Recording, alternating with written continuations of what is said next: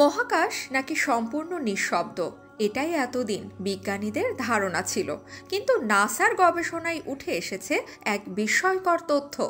মহাশূন্য থেকে ভেসে আসা এক রহস্যময় ধ্বনি রেকর্ড করেছে নাসা, যা শুনে গবেষকরা অবাক।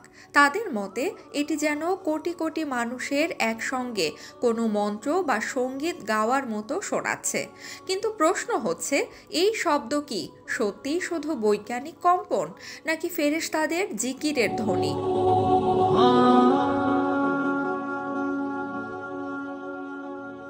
1400 বছর আগে মহানবী সাল্লাল্লাহু আলাইহি ওয়াসাল্লাম বলেছিলেন, আকাশের প্রতিটি অংশে ফেরেশতারা সিজদায় লিপ্ত এবং আল্লাহর জিকিরে ব্যস্ত।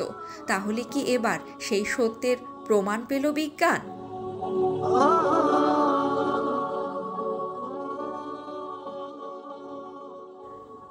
সাহিহ মুসলিম হাদিস আবু দার রাদিয়াল্লাহু থেকে বর্ণিত, রাসূলুল্লাহ সাল্লাল্লাহু আলাইহি ওয়াসাল্লাম যখন মিরাজ থেকে ফিরে আসেন, তখন সাহাবারা তাকে জিজ্ঞাসা করেন, ইয়া রাসূলুল্লাহ, আপনি আকাশে কি দেখেছেন, কি শুনেছেন? জবাবে নবীজি সাল্লাল্লাহু আলাইহি ওয়াসাল্লাম বলেন, আমি যা দেখেছি তোমরা তা দেখতে পাও না, আমি যা শুনেছি তোমরা তা শুনতে পাও না। আকাশ জুড়ে প্রচণ্ড কম্পনের শব্দ শোনা যাচ্ছে, আর এর পেছনে রয়েছে এক গভীর রহস্য। আকাশের প্রতিটি অংশে এমনকি 4 আঙ্গুল পরিমাণ জায়গাও খালি নেই।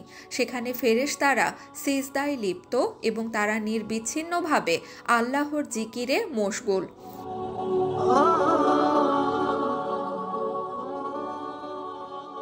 রাসূলুল্লাহ সাল্লাল্লাহু আলাইহি ওয়াসাল্লাম হাদিসে উল্লেখ করেছেন যে আকাশে প্রচণ্ড ঝাঁকুনির মতো শব্দ হচ্ছে। অতীতে ধারণা করা হতো যে মহাকাশ একটি সম্পূর্ণ বায়ুশূন্য পরিবেশ, যেখানে শব্দের সৃষ্টি অসম্ভব। তবে সাম্প্রতিক সময়ে নাসার একাধিক গবেষণা এই ধারণাকে বদলে দিয়েছে।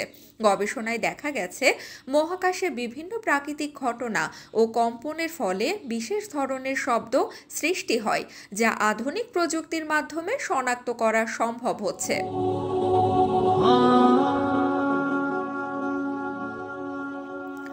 নাসার hour universe is not silent এবং লিসন টু দ্য ইউনিভার্স শীর্ষক প্রতিবেদনে বিস্তারিতভাবে তুলে ধরা হয়েছে কিভাবে মহাকাশে শব্দের সৃষ্টি হয়। সংস্থাটির অত্যাধুনিক টেলিস্কোপ ও গবেষণা সরঞ্জামের মাধ্যমে এসব মহাকাশীয় শব্দ শনাক্ত ও রেকর্ড করা সম্ভব হয়েছে। নাসার চন্দ্র, এক্স রে অবজারভেটরি এবং অন্যান্য দূরবীক্ষণ যন্ত্রের তোলা ছবিগুলো 3টি নতুন সোনিফিকেশন প্রকাশিত হয়েছে।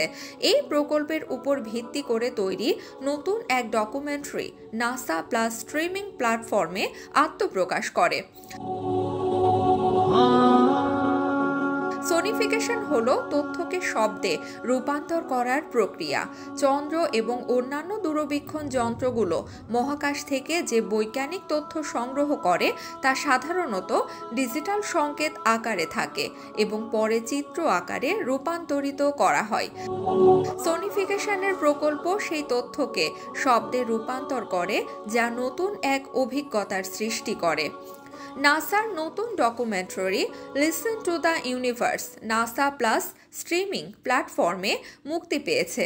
এটি দেখায় কিভাবে সোনিফিকেশন তৈরি করা হয় এবং এই প্রকল্পের পেছনে গবেষণা দল কিভাবে কাজ করে। 2020 সালে শুরু হওয়া এই প্রকল্প মূলত দৃষ্টি প্রতিবন্ধীদের জন্য মহাকাশের তথ্য সহজলভ্য করার লক্ষ্যে শুরু হয়েছিল। পরবর্তীতে এটি ব্যাপকভাবে জনপ্রিয়তা লাভ করে এবং বিশ্বব্যাপী দর্শক শ্রোতাদের কাছে পৌঁছে যায়। গবেষকদের মতে মহাকাশে ছড়িয়ে থাকা বিভিন্ন কণা বা নক্ষত্রের বিকিরণের ফলে কম্পন বা ভাইব্রেশন সৃষ্টি হয়, যা থেকেই এসব শব্দের উৎপত্তি ঘটে। মূলত এসব শব্দে ইলেকট্রোম্যাগনেটিক তরঙ্গ হিসেবে থাকে, যা পরবর্তী সময়ে শব্দ তরঙ্গে রূপান্তরিত করা হয়। লক্ষ্য করলে দেখা যাবে 1400 বছর আগে রাসূলুল্লাহ সাল্লাল্লাহু আলাইহি ওয়াসাল্লাম উল্লেখ করেছিলেন যে আকাশে কাঁপুনির মতো শব্দ হয়।